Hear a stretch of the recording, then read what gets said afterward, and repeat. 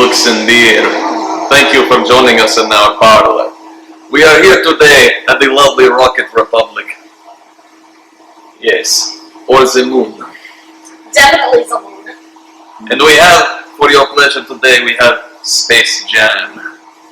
It is a delightful, very sour. A smoothie sour. It tastes like sorbet.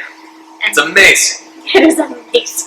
You know, I was really going for a vampire, but I think I just ended up doing Russian. So yeah, I think that's where that ended. I mean, vampires can be Russian, that's cool. That's true, that's probably true. But this really is a delicious beer, and as I'm sure you can imagine, it was partially chosen because of the recent release of the Space Jam sequel. Yep. And with that in mind, I'm going to go back a little bit to the origins of Space Jam as we know it, and talk about a man by the name of Chuck Jones. Now, the book I have here is Who Was Chuck Jones, part of the kids series, the Who Was series. It's a very great series of kids biographies and nonfiction books. I am a little bit disappointed, though, because this is literally the only book we had about Chuck Jones in the entire system, because nobody wants to write a biography about an animator unless it's Walt Bloody Disney. There's no Seth MacFarlane, there's no Trey Parker and Matt Stone, there's no Matt Groening, no Tex Avery, no Frizz Frayling, no... There's not even... Okay. So who is Chuck Jones? Chuck Jones was an animator, and he created several of the Looney Tunes characters that we know and love today. He did not create Bugs Bunny or Daffy Duck. I believe the ones he created were... the big ones were... His first creation was Pepe Le Pew. And then he created Wile E. Coyote and the Roadrunner. And fun fact, Wile E. Coyote was based on the description of a coyote in the book Roughing It by Mark Twain. Really? Yeah, Chuck Jones learned to read by the time he was 3. Partially because apparently conversation was not allowed at his breakfast table. Just reading. So... yeah, and part of how he got into animation was because of a cat he found and ended up adopting, named Johnson, who just had these, funny habits that he gave him kind of this idea in his head, like, animals have all their idiosyncrasies. That's it, idiosyncrasies, just like humans, and it was one of the things that inspired him to go into art and eventually led him to animation. So adopting and then adapting. Yes, exactly. In fact, one of the first people he worked for by the time he was 18 was an animator named, I hope I'm pronouncing this right, Ub Iwerks, who was actually the real creator of Mickey Mouse, and the guy who actually animated Steamboat Willie. And he actually ended up marrying the woman who laid him off from that studio, which was awesome. So he started working on Looney Tunes in 1944. He is really the guy who turned Bugs and Daffy and a lot of the more classic Looney Tunes characters into the versions of them that we know.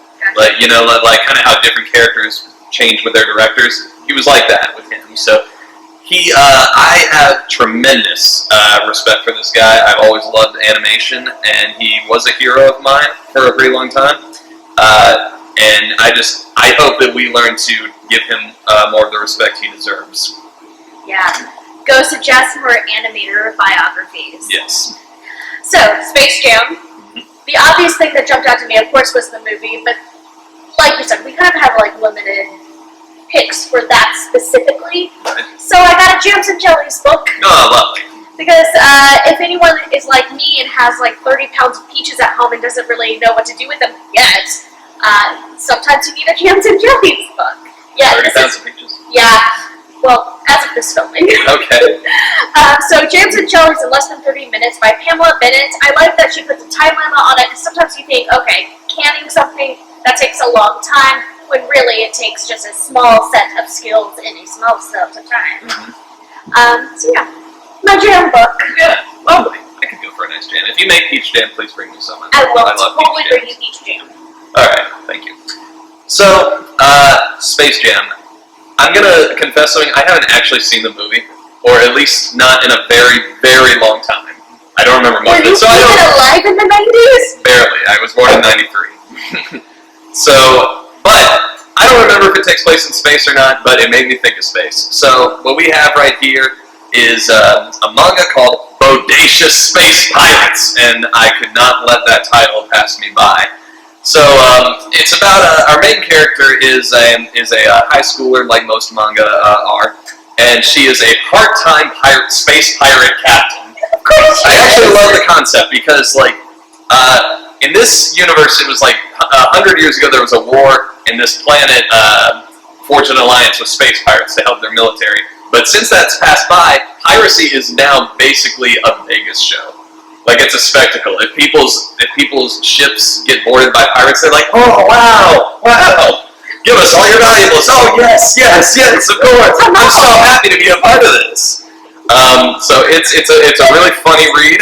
Also, they have Space University. That's what they call it, Space University in this universe. Also, a house burns at the end of it. I think it's supposed to be a mystery. Does that have more than one volume in the series? Oh, yeah. Okay. Definitely. So maybe volume 2 has why the house burns down? Yes. Space Jam. We're going to just consistently say the name of this. Space Jam. One of the best basketball movies of all time?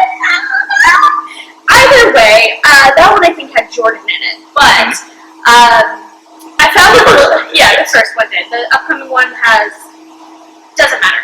It has LeBron James. LeBron James, thank you. Completely separate basketball player is also a co-author, Kareem Abdul-Jabbar. One of the greats. I think he was on the Lakers. Yes. Yeah, anyway. He's like an author now, and apparently the library had him for Vive La Leave, like back in the day, maybe 10 or 20 years ago. Sorry, big fundraiser for the year, go buy tickets. But the book I found by him was a series called Mycroft Holmes, which is the older brother of Sherlock Holmes. And so I checked out what turns out to be the second book. If I had known that going into it, I may have checked out the first book because some stuff would have made more sense. Yeah. But this one focused on Mycroft and his political career. At this point in his life, he's still kind of young and working as an aide in the War Office. But this book specifically talks about the opium addiction issue that happened in the 1800s in England and England's relationship with China, and a whole mess of stuff happens. Right. So, if you're interested in what Kareem Abdul-Jabbar is doing these days, go check out the Mycroft Holmes series. He's got quite a lot of fans. He does have quite a lot of fans. Alright, so for my last pick, it's only tangentially related to space, because when I think of space, I also think of maybe unknowable landscapes, the realm of the imagination. So I brought with me what actually might be my favorite book, and it is called Invisible Cities by Italo Calvino. It was published back in 1972, and it tells a fictionalized tale of Marco Polo describing the cities that he has seen in his travels to Kublai Khan. Ooh. And what's interesting is these cities that he's describing are all pretty much non-existent. They're places of the imagination, but it gets very philosophical and poetic with what cities actually are. There's a quote I wrote down actually where there's a conversation between the two where Kublai Khan says, "I have neither desires nor fears, and my dreams are composed either by my mind or by chance." To which Marco Polo responds, "Cities also believe they are the work of the mind or of chance, but neither the one nor the other suffices to hold up their walls." It is a really poetic, beautifully written book. It honestly kind of helped me discover a bit about what I like in books, like what I like to read. There you go. So, huge star of recommendation from Books and Beer.